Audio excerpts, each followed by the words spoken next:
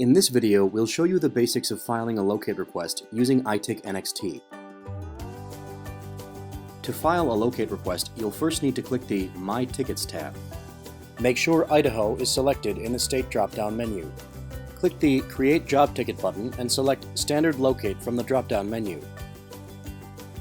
With ITICnxt, you start the locate process by finding and identifying the worksite on the map. Enter an address or name of a building in the Search Place or Address field.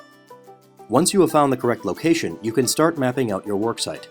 You will do this by creating one or more shapes on the map that represent your excavation area. These shapes are called excavation entities.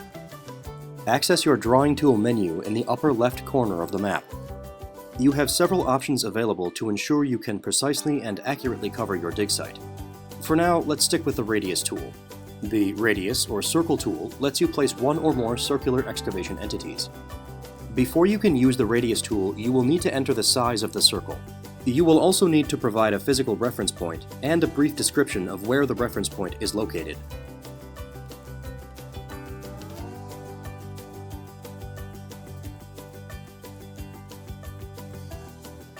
You can place additional entities as needed.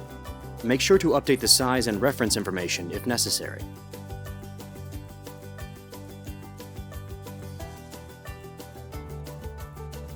Click Next to move on to the next step.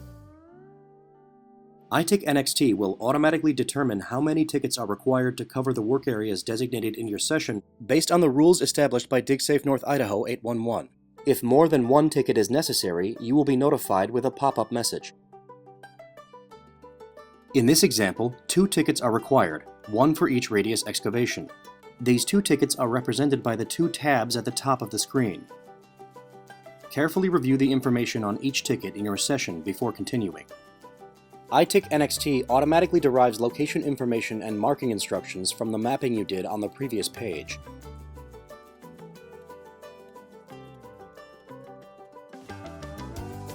The job description section contains a number of fields you will need to fill out before moving on.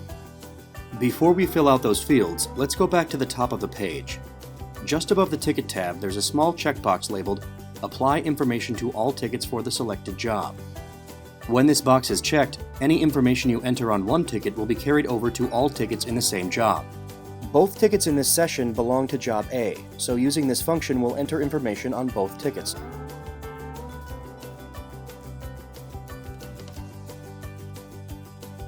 The Work Being Done For field will be the same for both tickets, so we'll fill that out while the Apply to All box is checked. Make sure to tick all checkboxes that apply to this ticket.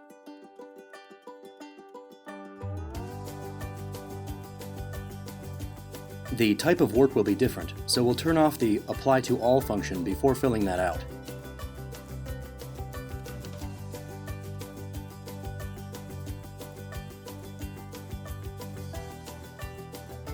Before moving on, be sure to fill out all required fields and double-check that the mapping on each ticket matches your location of work.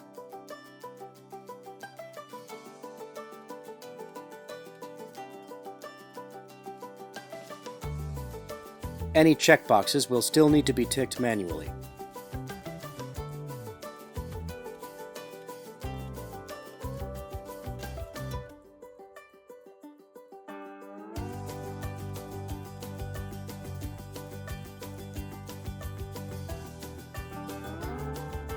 When ready, click the Next button to move on to Step 3.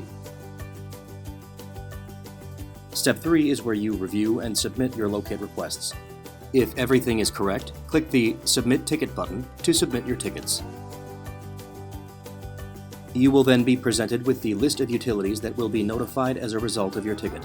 You can now return to the My Tickets section or begin a new ticket by clicking the Start New Ticket button.